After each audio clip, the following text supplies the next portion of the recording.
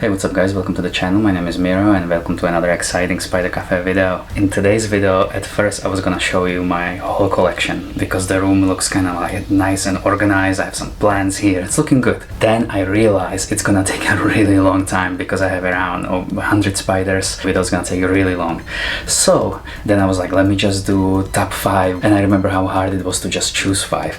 So I decided, alright, let me do like top 8, and then I started adding spiders on the list, and then I was like, oh well, it's 8 now, but I cannot leave out Styrmi, right?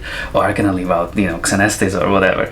And then I was like, all right, well, let me just make it my list of favorite spiders to keep. We will see how many it is in total, and then we'll make a video about them. So it was total of 14. There is more, but I decided also to be kind of like, okay, it needs to end somewhere. My favorite. I'm not gonna even be bothering with updates today, let's just go straight to it. I decided to put this spider on my list because of its obvious beauty. You can see as babies they have these gorgeous colors on them, and as they grow they stay easy on an eye. The colors get a little bit more dull, but they still have a lot of colors considering how well they blend in. They also become a little bit spicy as they grow older. Mine was really okay when I was tongue feeding her. After the last mold she became like an OBT of avicularias. She's basically slapping the webbing every time I'm trying to feed her, and she's just not having it. I cannot get any closer. But with that being said, I was able to open her enclosure and I was able to actually record her, and that makes me really happy. She comes out every night. These guys are also a little bit more on a rare side, which is something that I also like. You know, if you have a collection of something, you probably want to have something that's also a little bit rare, right? I have a female and we're gonna breed her, so I'm hoping to make a video about that at some point soon. Next on my list is Deinopis aspectans, and these are also called net casting spiders, and for obvious reasons that you guys see right here. Actually, this guy, he is going to miss. The reason why, I think, is because he was already pre-mold, and also it could be because of their eyes. Their eyes have excellent vision. They actually have a wider cone of vision than owls at night, because during the day their retina is rebuilding, because by the end of the night it gets damaged and during the day it rebuilds, which I read in a cool book. I'm gonna try to put the link down below if I remember, or at least put a picture over it here so you guys know.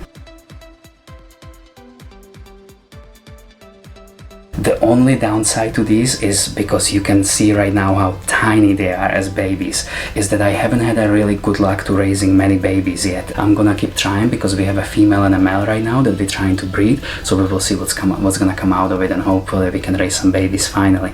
But amazing spider, really unique and really beautiful. And next on my list is Hyllus diardi, and that's one of the most beautiful and one of the smartest spiders out there. And look at this female carrying her meal on my hand. They can be really friendly if you play with them often enough. If you let them out peacefully and nice on their own, they'll just start jumping around. They're not gonna be scared, so you can play with them.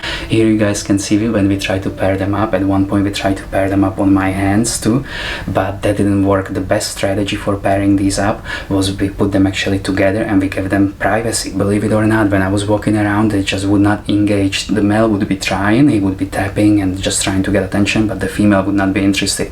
And this is not just my observation, this is something that I heard from other keepers as well. Eventually it worked, and so now I have a second egg sac actually of the babies, so if anybody's interested, especially in Los Angeles area, because right now I'm just doing local pickup, let me know and you guys can pick these up. Beautiful spiders, really entertaining, and you cannot go wrong with jumping spiders. Next on my list is Cupiennius, and basically any spider of this species. And the reasons for this are because they are just crazy. Look at the way they hunt. This spider waited until the fly passes him and then took the fly from below. I mean, how cool is that? They are also really intelligent. They remind me actually of jumping spiders in a way, because let's say if I have a fly and I toss it to my huntsman, the huntsman just gonna reflectively go for it and grab the fly. Not these guys. These guys are gonna hide first, and then they're gonna find a strategy on how to approach this hunt, which is incredible.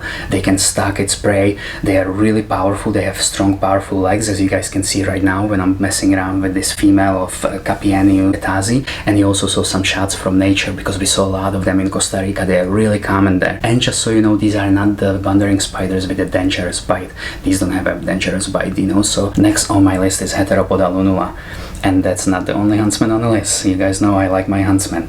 And this is on the this is a little bit lower on the list, and that's simply because they die really often as babies, and they are also a little bit secretive. They are not like the boys that are on the display basically almost all day, put the trust in their camouflage, and they're not afraid to stay out.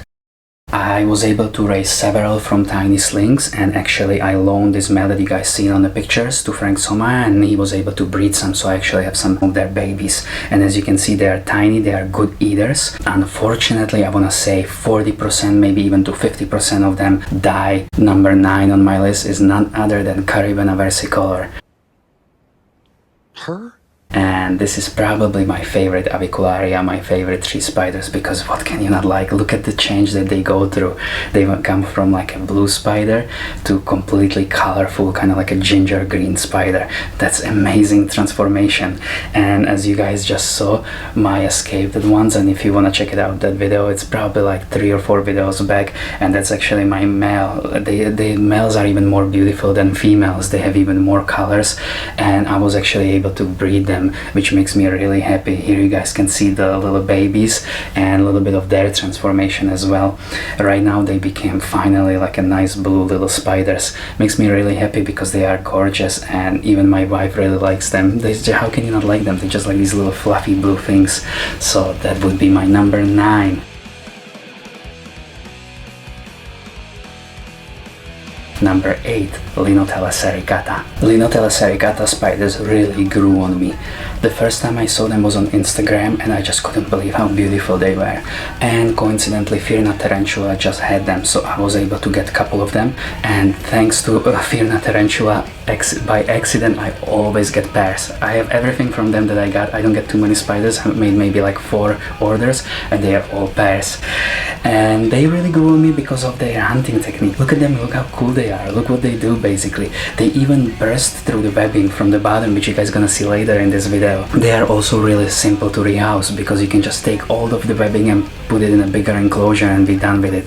So I really like that about Linothele sericatas, because not only they are beautiful, they are easy, and they are also like excellent hunters, and it's a lot of fun to watch. Sometimes they do miss, as you guys gonna see right here, when she goes actually for my stick. I was trying to push that little dubia roach so it starts moving, because dubias often like to play dead, and the sericata decided that maybe the stick is gonna be a better meal, but it wasn't.